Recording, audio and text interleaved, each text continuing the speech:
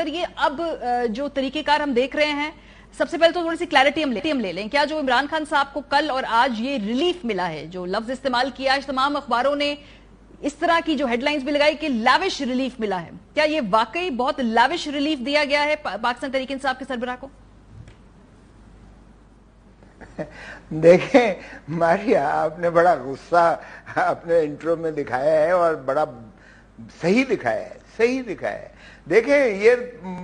قوم اور عوام تو کیڑے مکوڑے ہیں، ہم لوگ تو غلام تھے اور غلام ہیں اور غلام شاید رہیں گے اس نظام کا جو ہمارا استحصالی نظام ہے. بدقسمتی ہے ہماری کہ اگر عدالت انصاف ان کے حق میں کرتی ہے کہ سوری کی جو ہے اس کو جس نے کہا تھا جو ڈپٹی اسپیکر ہیں کہ یہ جو ہے آرٹیکل 5 کے جو ہے اس میں آتا ہے اور اس لیے یہ قرارداد کو میں مسترد کرتا ہوں، اس کو تو سپریم کورٹ کی اسی بینچ نے جب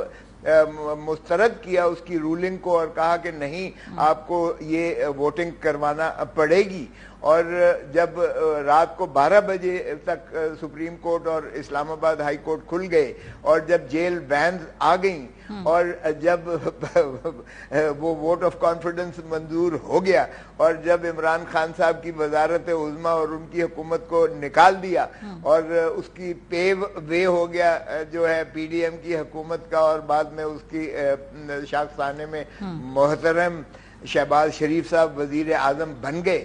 وہ تو بڑا اچھا عمل تھا، وہ بڑا آئینی تھا. اس وقت مٹھائیاں بانٹی گئیں، اس وقت یہی بینچ جو ہے ان کو کہا گیا کہ یہ مارکت الآراء اور ایک ہسٹوریکل تاریخی بڑا زبردست فیصلہ کیا ہے، اور اگر ان کے خلاف فیصلہ جاتا ہے اور خلاف بھی نہیں ہے. دیکھیں اس سے زیادہ تضحیک نہیں ہو سکتی تھی کہ جو بائیو میٹرک کے جو اسلام آباد ہائی کورٹ کے اندر ایک کمرہ جو بائیو میٹرک کے لیے بنایا گیا ہے، جس کا جو ہے پٹیشن کو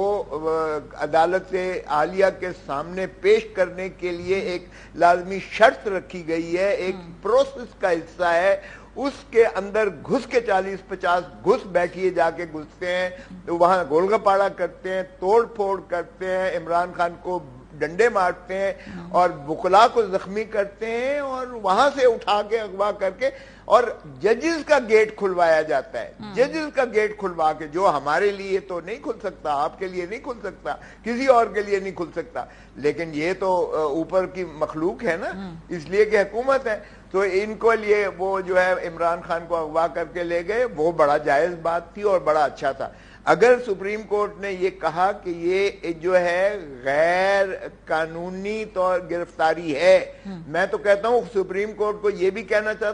چاہیے تھا کہ یہ اغوا بالجبر ہے، اور نمبر 1 نمبر 2 ان کو پروسیکیوٹ کرنا چاہیے تھا، ان ساروں کو پابند سلاسل ہونا چاہیے تھا جنہوں نے نہ صرف sanctity of high court superior judiciary کی سینکٹیٹی کو وائلیٹ کیا ہے، انہوں نے ان کے جو ہے پریمیسز کے اندر قبضہ بے جا کیا ہے، مداخلت بے جا کی، مجرمانہ کی ہے، وہاں سے اغوا کیا ہے، وہاں سے توڑ پھوڑ کی ہے، وہاں سے جوڈیشل پروسیس کو سبورٹ کیا ہے، article 10A due process of law کو انہوں نے وائلیٹ کیا ہے. یہ تو سپریم کورٹ نے بہت تحمل کا سر میرا خیال ہے کہ چونکہ ٹائم اس طرح کا ہے، وقت ایسا ہے کہ اس وقت جو ہے اگر آپ اپنی جو بھی چھوٹی موٹی رٹ ہے اس کو بچا لیں، اس کو بحال کروا لیں، یہ بھی بڑی میجر ون ہے، کیونکہ جتنا پولرائز اور جتنا ہم نے اس وقت دیکھا ہے کہ ایک کنفرنٹیشنل ماحول ہے. راجہ صاحب، اب یہ جو پیر کے روز ایک دھرنے کی بات کر رہے ہیں مولانا فضل الرحمان صاحب، obviously چونکہ وہ یہ بات کر رہے ہیں اپنی ہی حکومت کے اندر سپریم کورٹ کے باہر بیٹھ کے وہ دھرنا دیں گے، ظاہر سی بات ہے اب کیا آگے جا کر ہر یہ فیصلے ایسے ہی ان پہ دباؤ ڈالنے کی کوشش کی جائے گی کہ جس کے پاس پھر طاقت ہے وہ اپنے دباؤ ڈالے اور معاملے منوا لے، کیونکہ سگنیفیکنس اس تاریخ کی یہ ہے کہ اس دن الیکشن ہونے تھے، نہیں ہوئے، اور اب اس کے نتیجے میں قانونی کارروائی ہوگی. یہ مذاقہ خیز بات ہے دھرنا کرنا.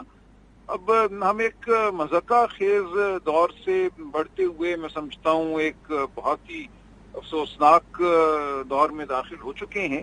یہاں صرف عدلیہ کی تعظیم جو ہے اس کو پامال نہیں کیا جا رہا، आइन को सिर्फ नहीं उधेड़ा जा रहा, बल्कि मैं कहूँगा कि हमारी तहजीब को भी अब उधेड़ा जा रहा है। जो बर्बरियत देखने में आ रही है, जो कुछ रियासत कर रही है, और सिर्फ इसलिए कि आइन के मुताबिक इलेक्शन नहीं कराना, ये एक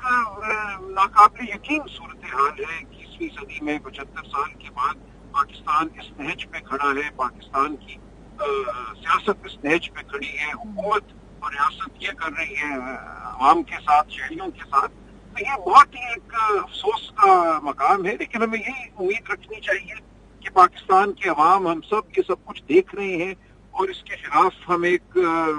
रद्द अमल का इजहार करेंगे जो आईनी होगा, कानूनी होगा, हमारी जो तहजीब की अक़दार है उनके मुताबिक होगा। जो आपने बताया अभी चादर चार दीवारी की जो